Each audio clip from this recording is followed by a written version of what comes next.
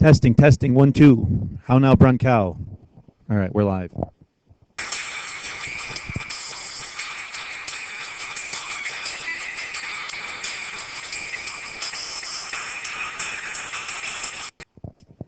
Good evening, and welcome to the Kuhn Academy for this installment of AEP U.S. History, where we're not just learning history, we're making history. Okay, today we're going to talk to you about the environmental movement of the Progressive Era. All right, so we've already looked at some of the labor struggles, the city struggles, the struggles for the consumer, antitrust, and so on. Well, the environment was a huge issue in the Progressive Era as well, and it's really the first mass environmentalist movement that we're going to see. All right, your debate tomorrow is going to be about John Muir and Gifford Pinchot and the ideas of conservation and preservation. All right, great words for the word wall tomorrow. But first hour, let's save one for third hour so they can do the other one. All right, but extra points for the people that put them on there.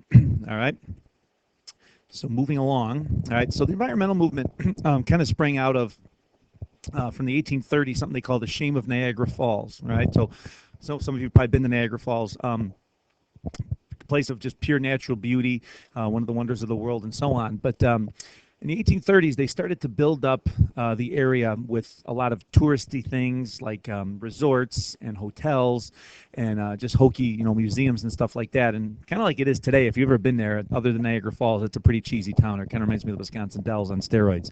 But nonetheless, environmentalists were worried that the natural beauties out in the West that we were now discovering because of Louisiana Purchase and Mexican Cession and so on would turn into Niagara Falls, and they wanted to prevent that.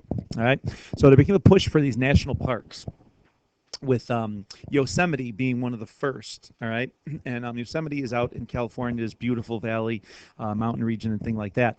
And Abraham Lincoln gave the land to the state government of California to kind of set it aside for whatever use they wanted. All right, now to historical context this a little bit. Why would Lincoln want to give this away? Well, he's fighting a civil war, not really too concerned about the environment and things out in California. So one of his little-known decisions there. But the land was given to California for public use, for resort, and for recreation.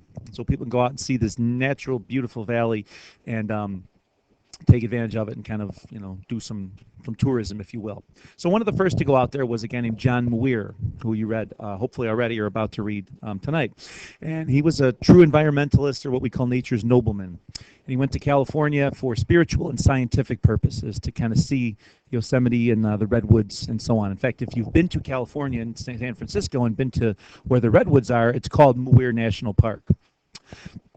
Yellowstone actually became the first national park, all right? Even though Yosemite was kind of the first one the government set aside to preserve, Yellowstone became a true national park. And Ferdinand Hayden, not a name you need to worry about, but he was pushing Congress to make this land dubbed worthless. Because if it was worthless, then no businessmen or not environmentalists, but no businessmen or loggers or people trying to extract the resources would get anything out of it. So if it became worthless, then Congress could turn this into a park for basically recreation purposes. So Yellowstone is your first national park.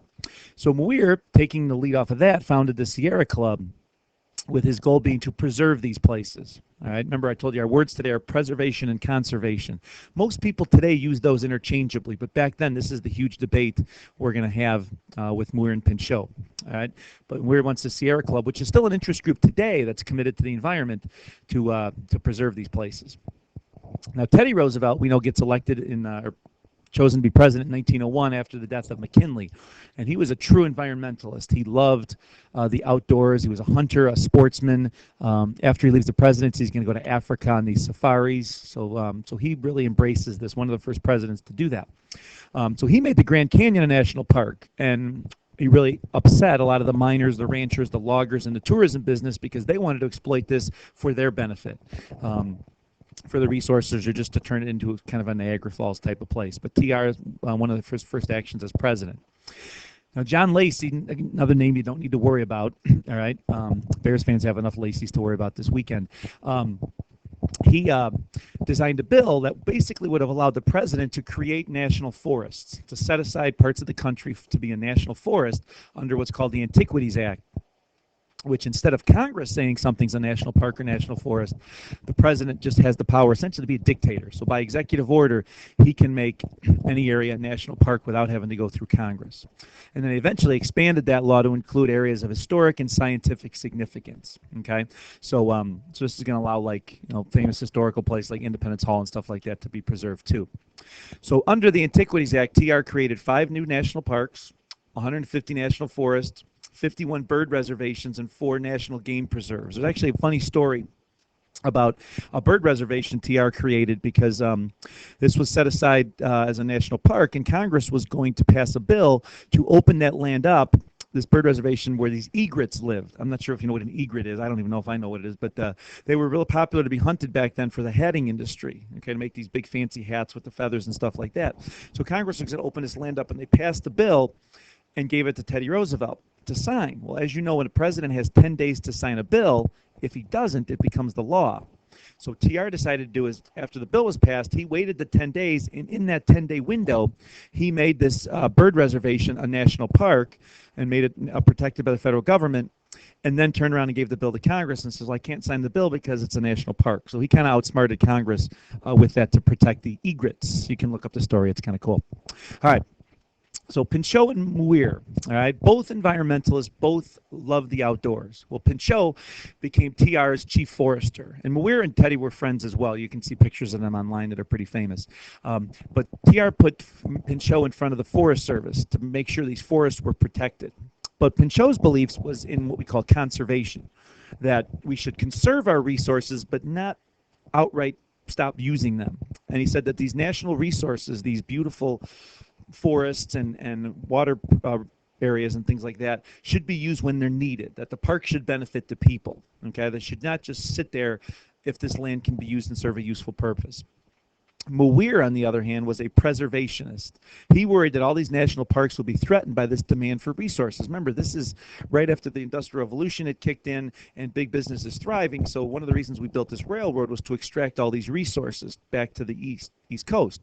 And Muir says we have to protect these forever, because if you lose the redwoods, if you lose Yosemite, you lose them for good. All right, so they kind of split in their love of the environment over Hetchy Valley. Now, the National Park Service exists today to protect all of these natural places of beauty and historical sites and things like that.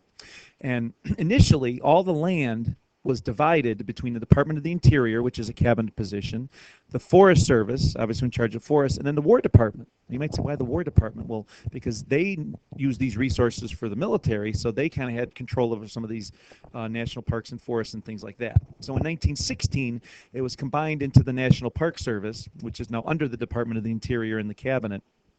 And this was because the preservationists agreed to allow railroads and roads and cabins and concessions to be built in all these places, so the parks could become self-sufficient. And you might notice, if you've been to Lincoln's Home, which is a national park, or the memorials on the Mall in Washington, D.C., or even the Mammoth Caves in Kentucky, these places are very affordable. They're much cheaper than going to the privately run historical sites. Like if I want to go to Lincoln's Home, I don't pay a dime. If I go to Monticello, where Jefferson lived, I have to pay like $15 because it's privately run.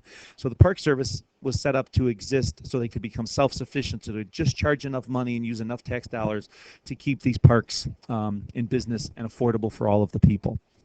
All right. Now, Richard Ballinger, who's going to be some of the quotes you're going to be reading, he was Taft's Secretary of the Interior. So remember, Taft takes over for Roosevelt as his hand-picked successor.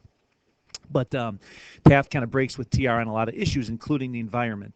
And he appoints Richard Ballinger as his Secretary of the Interior. And one of the first things he does is open up all these lands and forests that Pinchot had closed off, okay, and made these accessible to miners and loggers and other businessmen.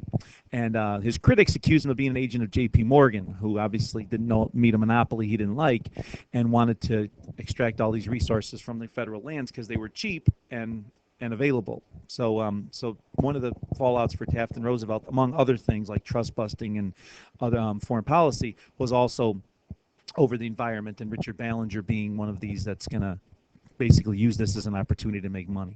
All right. So tomorrow you will be debating, or this morning, whenever you watch this, you will be debating Hetchy Valley and whether we are going to dam that or to preserve it. All right, in the spirit of Muir and Pinchot. All right.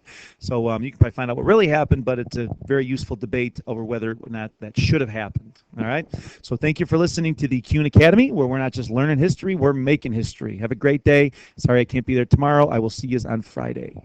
People used to call me backwards, living out here with the tractors. Letting this world be